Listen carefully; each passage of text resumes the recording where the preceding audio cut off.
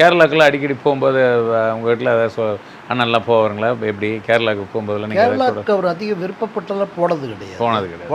போனதில்லை. எனக்கு தெரிஞ்ச ஞாபகத்துக்கு நான் சொல்கிறேன், அவருக்கு ஏற்பட்ட அந்த அவமானங்கள்லாம் வந்து அவருக்கு வந்து அவ்வளோவா அங்கே பிடிச்சிருக்காதுன்னு நான் நினைக்கிறேன்.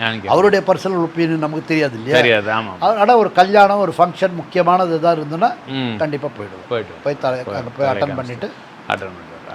அப்புறம் நீங்கள் ஸ்கூல் படிக்கும் போதெல்லாம் எல்லாம் சொல்லுவாங்களே உங்கள் சொந்தக்காரர் அப்படின்னு ஏதாவது சொந்தக்காரர் பசங்க இன்னைக்கு கூட நம்ம கடைக்கு வர்றது பொருள்லாம் வர்றதெல்லாம் எலுமிச்சம்பழம் கொடுக்கறது, கற்பூரம் கொடுக்கறது, வாழைப்பழம் இருக்கிறதெல்லாம் பில்லில் எம்ஜிஆர் ஷாப்னு தான் போட்டு தருவாங்க. நமக்கெல்லாம் பேரே கிடையாது.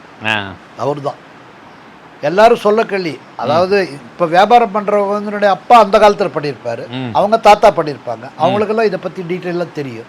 அதனால் அது அப்படியே கண்டினியூ ஆகி எம்ஜிஆர் ஷாப் போட்டு தான் பில்லு வரும். அதான் இப்போ நான் சொல்லுறது என்னென்னா, இப்போ நீங்கள் ஸ்கூல் படிக்கும்போது உங்கள் கூட படித்த பசங்களாம் கேட்பாங்க இல்லைங்களா, என்ன உங்கள் சித்தப்பா? நான் வாலண்டியர் யார்ட்டையும் இப்போ சொல்ல மாட்டேன், எப்படியாவது ஸ்பெல் பண்ணி கண்டுபிடிச்சிட்டோம். நம்ம வீட்டுக்கு வருவாங்க இல்லையா, வந்தானா அப்போ என் சிஸ்டரோட மேரேஜ் நடந்த ஃபோட்டோஸு, அப்புறம் அவருடைய தனி ஃபோட்டோஸு, இவருடைய பெரியவருடைய ஃபோட்டோஸ் எல்லாம் இருக்கும். அப்படி இப்படி பார்த்துட்டு என்னன்னு கேட்பாங்க. நான் ஒன்றும் இல்லைடா என்னுடைய மதர்கிட்ட போய் கேட்டு தெரிஞ்சுட்டு பார் சொல்லவே இல்லை அப்படி. அப்படியே மெதுவாக ஸ்கூலில் பப்ளிசிட்டி ஆகிடும்.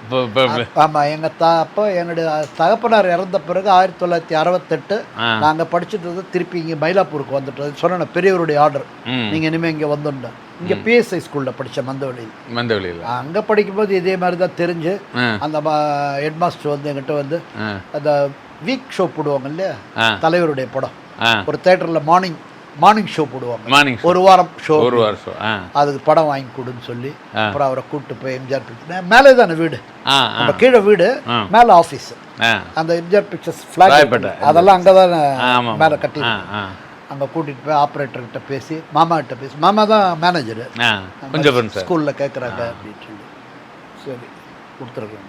என்ன கொடுக்கணும்னு வேண்டாம் ஃப்ரீ அப்படின்னு அப்படி இன்ஃப்ளூயன்ஸ் பண்ணி சின்ன சின்ன விஷயங்களுக்கு பண்ணியிருக்கோம், தவிர பெருசாக எதுவுமே பண்ணல.